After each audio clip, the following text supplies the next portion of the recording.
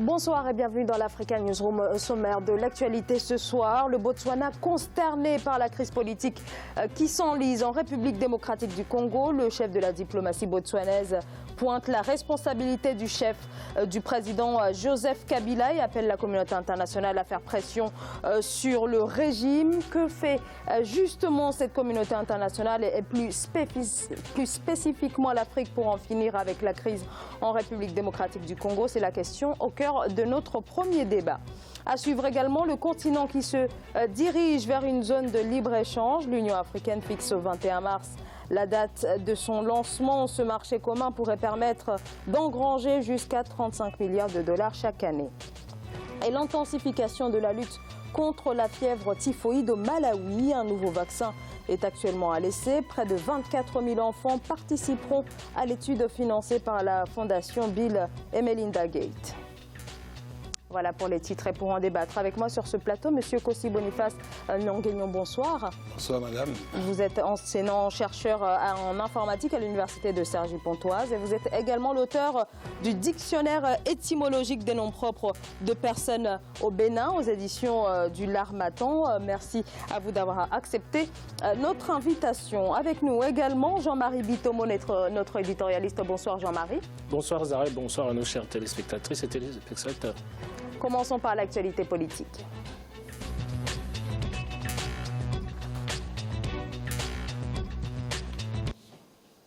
Le Botswana appelle donc le président Joseph Kabila à quitter le pouvoir. Le gouvernement botswanais impute au chef de l'État congolais la crise humanitaire et sécuritaire qui prévaut dans son pays. Cette prise d'opposition intervient après la marche pacifique organisée ce dimanche, dont la répression a fait au moins 2 morts. Le Botswana invite la communauté internationale à accentuer la pression sur le régime de Kinshasa. Corinne Comdem.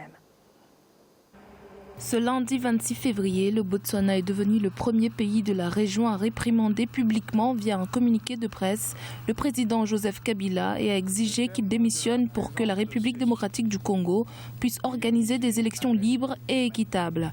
Il y a de plus en plus de troubles en République démocratique du Congo alors que les citoyens continuent de marcher pour revendiquer des élections nationales démocratiques, libres et équitables. Ce dimanche 25 février, le décès de 2 personnes au cours d'une nouvelle marche pacifique de protestation a encore une fois de plus suscité de l'inquiétude. Nous continuons d'assister à une détérioration de la situation humanitaire dans ce pays, principalement parce que son président a retardé la tenue des élections et a perdu le contrôle de la sécurité de son pays. Le Botswana exhorte donc la communauté internationale à exercer plus de pression sur les dirigeants de la République démocratique du Congo pour qu'ils renoncent au pouvoir et ouvrent la voie à l'instauration d'une nouvelle gouvernance. La communauté internationale a critiqué à plusieurs reprises le président Kabila dont le mandat expirait en décembre 2016.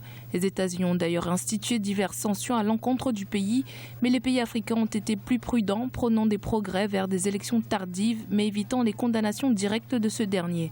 Cette sortie est la critique la plus aiguë concernant son refus de démissionner venant d'un gouvernement africain. La République démocratique du Congo est un pays souverain, indépendant. Et deuxièmement, ce n'est pas au Botswana qui n'a même pas la géographie de la RDC de demander à qui que ce soit de quitter le pouvoir. Je crois que les gens interprètent mal dans ce mot-là indépendance. Nous sommes au jour d'aujourd'hui en train de préparer les élections, d'ailleurs je dirais les meilleures élections que la RDC n'a jamais connues. N'oubliez pas que la CENI, qui fait du bon travail, a déjà publié son calendrier. Les élections se tiendront le 23 décembre 2018 de cette année. Donc là déjà, elle a fini l'enrôlement des électeurs qui est à peu près à 46 millions d'électeurs. Donc peut-être c'est pour des raisons médiatiques que le Botswana veut faire son show.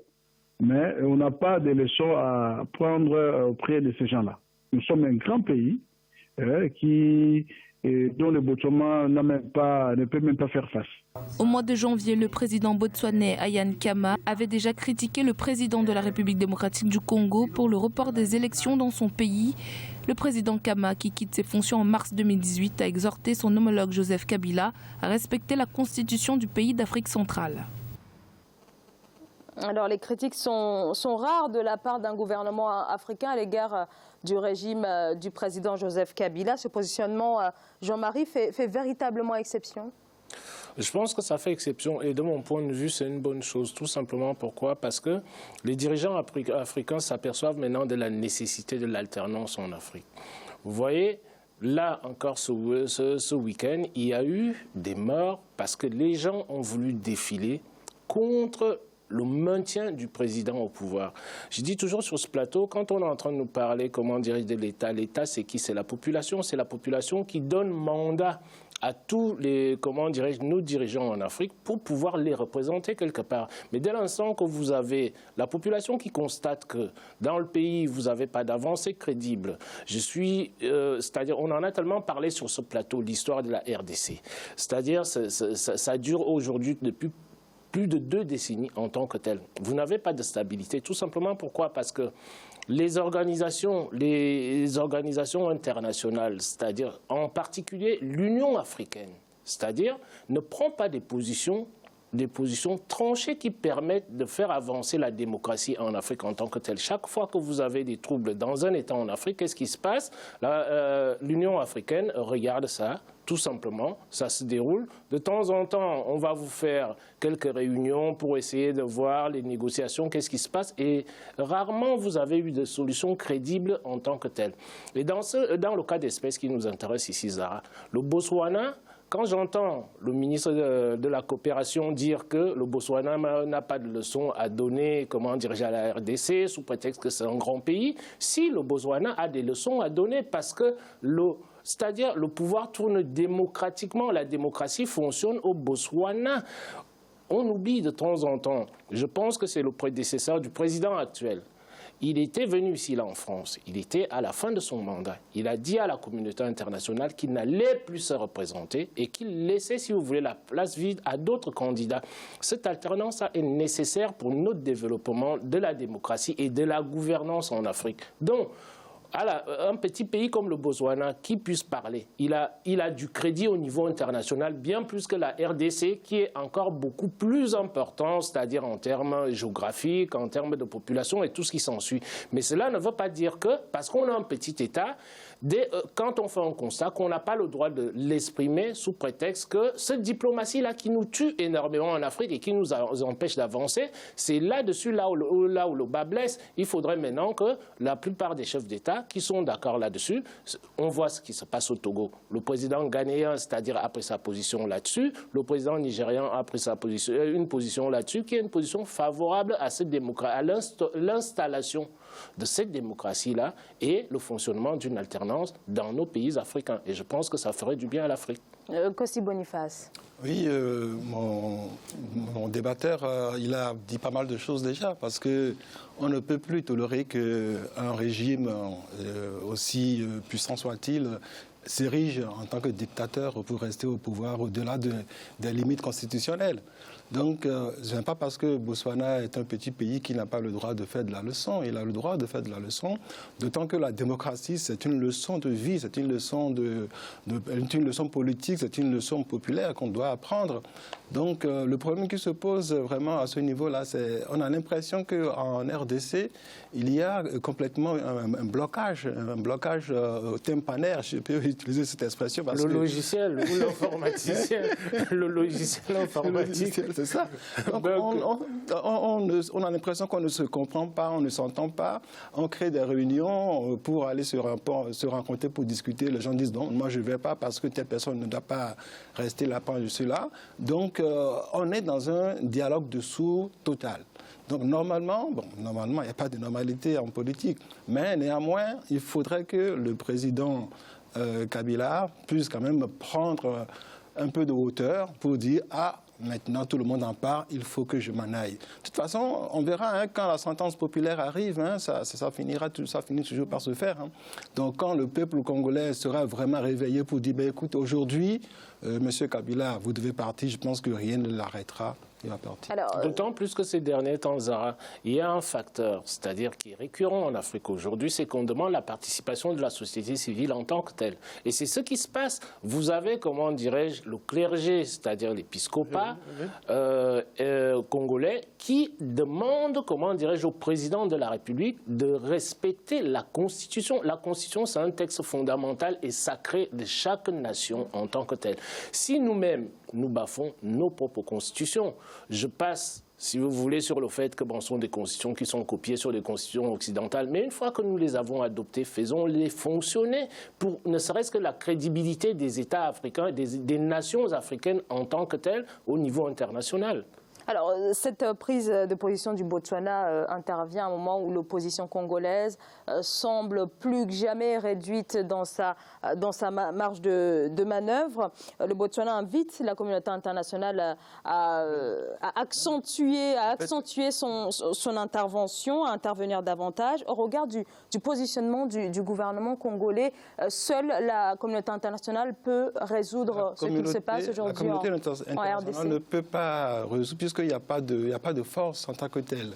Pour que S'il y a des forces en tant que telles, Boniface, il y a des forces en tant que telles parce que la RDC est un des pays africains dans lequel vous avez le maximum, le plus même, comment dirais-je, d'éléments de la MONUSCO et tout ce qui s'ensuit, de la communauté internationale. Mais malheureusement, vous n'avez pas une intervention franche, tout simplement pourquoi, comme je l'ai dit toujours sur ce plateau, Zara, vous avez des forces extérieures qui ont intérêt en sorte que la situation que nous connaissons en RDC perdure en tant que telle parce que ça sert des intérêts de ces acteurs internationaux-là qui sont des acteurs extérieurs à la RDC en tant que telle. Alors que quand on fait le bilan, on constate qu'est-ce que nous constatons? Nous constatons tout simplement que c'est la population, comment dirais-je, congolaises qui souffrent en tant que telles. Ce ne sont pas ces multinationales-là. Évidemment, c'est ça, c'est ce que je dis, parce qu'il n'y a pas en tant que tel de force. Bon, il peut y avoir de force pour le faire partir, mais la force n'agit pas. C'est ça ce que je veux dire. Donc, il n'y a pas une obligation systématique de dire, mais on va le faire partir. Mais on peut décider. Donc, il faut suivre toute la procédure, comment dire, des Nations Unies, de cela, jusqu'à ce qu'on arrive à un consensus pour dire, aujourd'hui, sinon, en fait, les gens savent le faire, ça en fait des blocages, on ferme les robinets financiers, les robinets et autres, de toute façon, et puis le peuple est affamé, du coup, il s'en va. On en a fait dans certains pays.